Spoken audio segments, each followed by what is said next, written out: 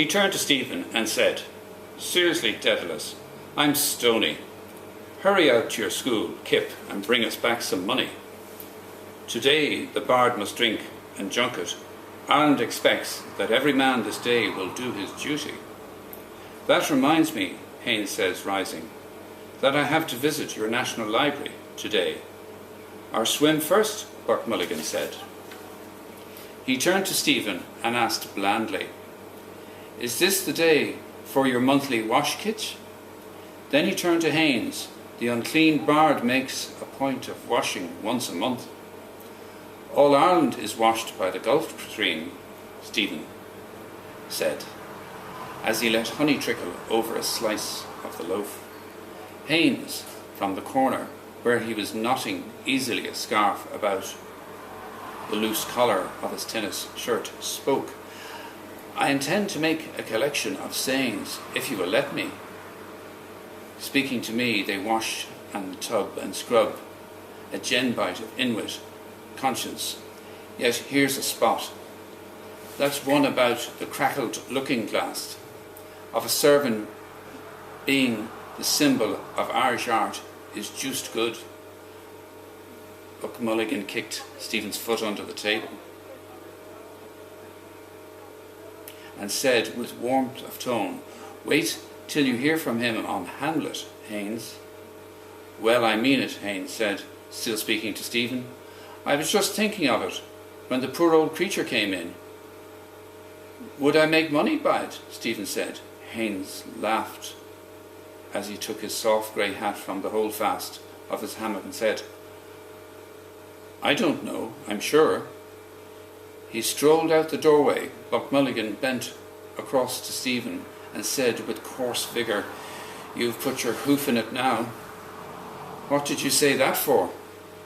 "Well, Stephen, the problem to get money from whom? From the milkwoman? Or from him? It's a toss-up, I think." "I'll blow him out about you," Buck Mulligan said, "and then you come along with your lousy leer and your gloomy Jesuit jibes." "I see little hope," Stephen said, "from her or from him." Buck Mulligan sighed tragically and set his hand on Stephen's arm. "For me, Kitch," he said. In his suddenly changed tone he added, "To tell you the God's truth, I think you're right. Damn all else they are good for. Why don't you play them as I do? To hell with them all. Let us get out of this, Kip."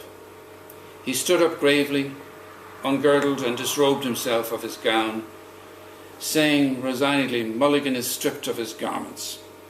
He emptied his pockets on the table.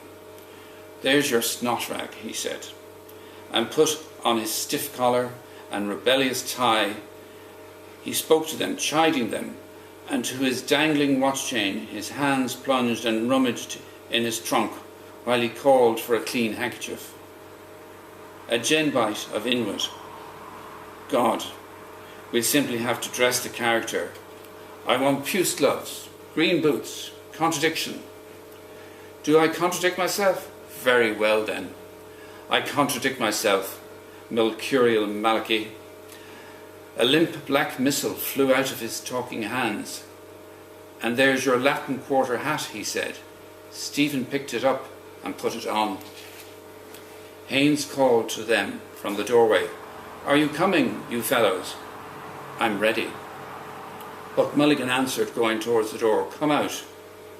"Kitch, you've eaten all we left, I suppose." Resigned, he passed out with grave words and gait, saying, well nigh with sorrow, and going forth he met utterly. Stephen, taking his ash plant from his lemming place, followed them out, and as they went down the ladder, pulled to the slow iron door and locked it. He put the huge key in his inner pocket. At the foot of the ladder, Buck Mulligan asked, "Did you bring the key?" "I have it," Stephen said, preceding them. He walked on. Behind him he heard Buck Mulligan club with his heavy bat towel the leader, shoots of ferns or grasses. "Down, sir, how dare you?"